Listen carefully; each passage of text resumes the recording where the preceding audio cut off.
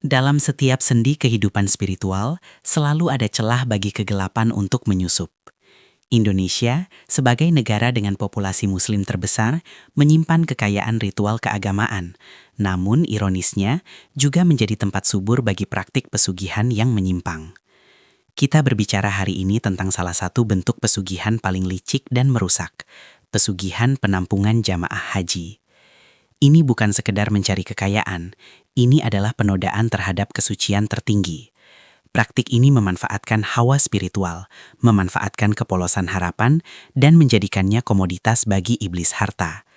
Dengarkan dengan saksama, karena kisah ini melibatkan penipuan, pengorbanan, dan hilangnya nurani yang tak termaafkan. Ini adalah jalur yang ditempuh mereka yang menjual jiwa mereka demi sebongkah emas duniawi yang fana. Sebuah jalan yang dimulai dari bisikan tipis keputusasaan hingga raungan penyesalan yang tak berujung.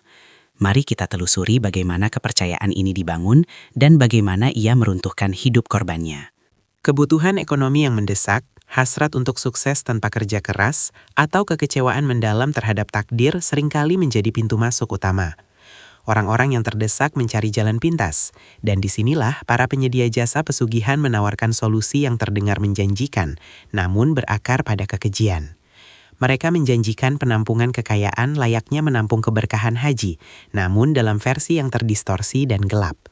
Ide gila ini muncul dari pemahaman yang salah kaprah bahwa energi spiritual dari ibadah yang murni dapat dialihkan atau diuangkan melalui ritual terlarang.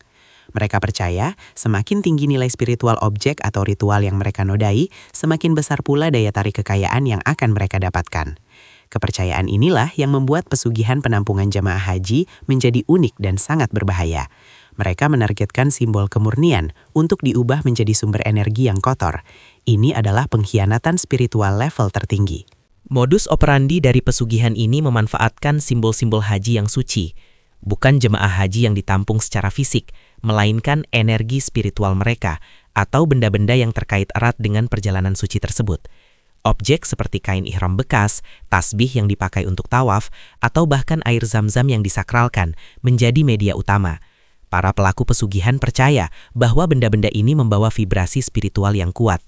Dengan melakukan ritual tertentu, seringkali melibatkan pemujaan jin atau entitas gaib di tempat-tempat yang diklaim angker atau memiliki kekuatan energi negatif. Mereka mencoba memutarbalikkan energi suci tersebut menjadi energi penarik rezeki instan. Ini adalah proses alih daya spiritual, di mana kemurnian diubah menjadi kekuatan gelap, yang pada akhirnya menuntut harga yang jauh lebih mahal daripada kekayaan yang dijanjikan. Dukun atau mentor spiritual palsu seringkali berpakaian menyerupai tokoh agama, menjadi perantara utama dalam transaksi gelap ini. Tempat yang disebut sebagai penampungan jemaah bukanlah penginapan biasa. Ini bisa jadi rumah tua terbengkalai di pinggiran kota, goa yang diyakini keramat, atau bahkan ruangan rahasia di bawah tanah yang sunyi. Lokasi ini dipilih karena diyakini memiliki aura mistis yang kuat, tempat yang memungkinkan komunikasi efektif antara manusia dan entitas gaib yang menjadi sumber kekayaan.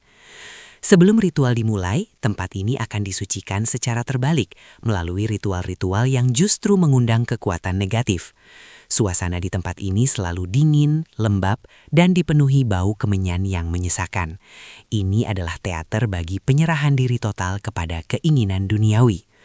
Orang yang mencari pesugihan ini harus melalui serangkaian pantangan dan sumpah yang mengikat. Mereka tidak hanya mempertaruhkan kekayaan, tetapi juga seluruh lini keturunan mereka. Karena dalam dunia gaib, transaksi tidak pernah selesai hanya dengan uang. Itu selalu dibayar dengan jiwa. Ritual inti seringkali berlangsung tengah malam, pada waktu yang dianggap paling hening dan paling kuat untuk komunikasi gaib. Pelaku harus mengikuti instruksi yang sangat spesifik, termasuk puasa mutih atau pantangan berbicara selama berhari-hari. Salah satu elemen kunci adalah penggunaan benda-benda haji yang telah diisi atau dipuja. Misalnya, pelaku mungkin diminta tidur beralaskan sajadah yang telah melalui proses ritual, dengan harapan bahwa sajadah tersebut berfungsi sebagai pintu untuk menarik rezeki dari penampungan gaib. Mereka diminta mengucapkan mantra atau janji yang berlawanan dengan nilai-nilai agama, mengundang entitas yang disebut khodam atau jin penarik harta. Suara-suara aneh, bisikan di kegelapan, dan penampakan singkat menjadi bagian dari uji nyali ini. Ini adalah titik balik, di mana manusia secara sadar memilih menukar ketenangan batin dengan kegelisahan materi. Ritual ini mengokohkan ikatan antara pelaku dan entitas yang kelak akan menjadi tuannya, bukan pelayannya. Setelah ritual yang panjang dan melelahkan, muncullah ilusi kesuksesan. Uang mulai mengalir dengan deras. Bisnis yang tadinya macet tiba-tiba berkembang pesat, dan hutang lunas dalam sekejap. Ini adalah fase bulan madu dari pesugihan. Pelaku merasa kuat, tak terkalahkan, dan percaya bahwa mereka telah menemukan rahasia sejati kekayaan. Namun, kekayaan ini datang dengan harga yang kaku. Entitas yang mereka panggil tidak bekerja secara gratis. Disinilah istilah penampungan jemaah mendapatkan arti tergelapnya. Tidak hanya kekayaan yang ditampung, tetapi juga tumbal atau pengorbanan yang ditampung. Entitas tersebut memerlukan energi hidup, seringkali menargetkan anggota keluarga terdekat, anak, istri, atau kerabat, yang secara spiritual paling lemah atau paling murni. Kesuksesan material yang diraih seringkali berbanding lurus dengan kemalangan yang menimpa orang-orang tercinta, membuat pelaku hidup dalam ketakutan dan kesendirian, dikelilingi harta namun hampa. Mereka telah menjadi kaya, tetapi juga terpenjara oleh perjanjian mereka sendiri. Salah satu tumbal paling umum dalam penampungan jemaah adalah kesehatan atau kewarasan. Kekayaan yang datang dari jalur pesugihan ini membawa energi negatif yang masif. Pelaku seringkali menderita penyakit misterius yang tidak dapat disembuhkan secara medis, atau mereka mulai kehilangan kewarasan. Dihantui oleh suara dan bayangan yang hanya bisa mereka lihat sendiri. Mereka menjadi terisolasi. Kekayaan yang seharusnya membawa kebahagiaan justru menjadi sumber paranoia dan ketidakpercayaan. Mereka mulai curiga terhadap setiap orang di sekitar mereka, takut rahasia gelap mereka terungkap. Jin atau entitas yang memberikan kekayaan itu perlahan-lahan mengambil alih kehidupan pelaku, mengendalikan keputusan, dan menjauhkan mereka dari jalan spiritual yang benar. Hidup mereka berubah menjadi siklus tidak berujung antara kekayaan yang menjijikan dan ketakutan yang mencekik. Tidur pun bukan lagi tempat peristirahatan, melainkan medan pertempuran mimpi buruk. Kengerian tidak berakhir pada generasi pertama. Kontrak dengan entitas gaib ini seringkali bersifat turun-temurun, sebuah warisan kutukan yang diturunkan kepada anak cucu. Jika pelaku utama gagal menyediakan tumbal sesuai permintaan, entitas tersebut akan menuntut jatah mereka dari keturunan berikutnya. Inilah sebabnya mengapa banyak keluarga yang terlibat pesugihan seringkali memiliki riwayat kemalangan yang berulang, atau bahkan kematian tragis tanpa sebab jelas pada usia muda. Kekayaan yang dibangun di atas fondasi tumbal ini rapuh dan selalu menuntut pemeliharaan yang kejam. Orang yang sudah terikat tidak bisa berhenti. Jika mereka mencoba meninggalkan perjanjian atau mencari bantuan spiritual yang benar, entitas tersebut akan menyerang balik dengan intensitas yang lebih besar, mengancam untuk mengambil kembali semua yang telah diberikan dan meninggalkan kehancuran total. Mereka adalah budak kekayaan yang tidak pernah bisa merdeka. Dampak sosiologis dari praktik pesugihan yang melibatkan simbol keagamaan adalah hilangnya kepercayaan kolektif. Ketika ada berita tentang pemanfaatan ritual suci untuk tujuan kotor, masyarakat menjadi curiga, bahkan terhadap lembaga keagamaan yang sah. Penipuan spiritual tumbuh subur, menipu orang-orang yang tulus mencari berkah menjadi korban transaksi gaib yang merusak. Penting bagi kita untuk memahami bahwa iman sejati dan spiritualitas yang murni tidak pernah menuntut pengorbanan yang merusak atau merugikan orang lain. Jalan menuju rezeki yang berkah selalu melibatkan usaha, kesabaran, dan ketaatan pada nilai-nilai moral.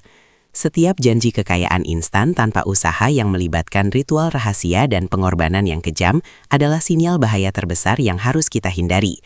Pesugihan ini bukan hanya merusak individu, tetapi juga menggerogoti fondasi etika dan moral komunitas secara keseluruhan. Lantas, adakah jalan keluar bagi mereka yang sudah terlanjur terperangkap dalam jeratan pesugihan penampungan jemaah ini?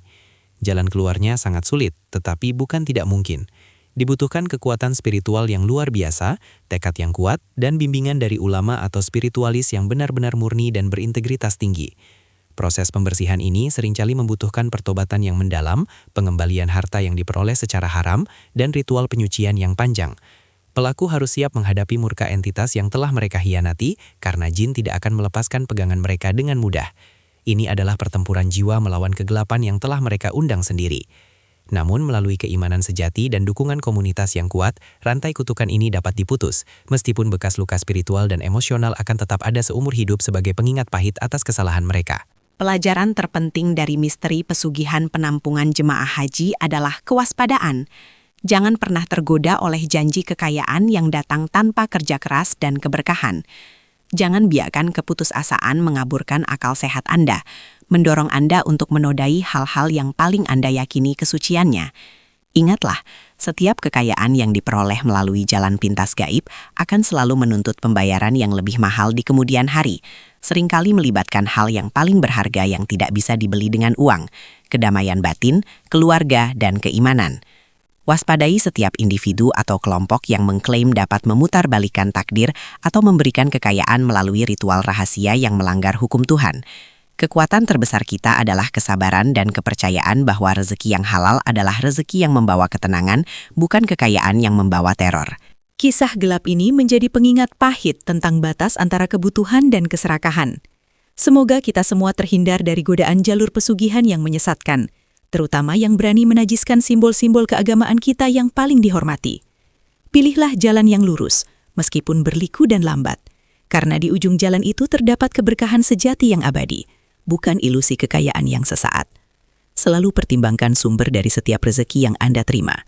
Keberkahan adalah kunci, bukan kecepatan. Kami harap kisah ini membuka mata Anda. Jangan lupa like dan subscribe untuk update seru lainnya, serta bagikan video ini agar lebih banyak orang sadar akan bahaya di balik penampungan gelap ini. Terima kasih telah mendengarkan.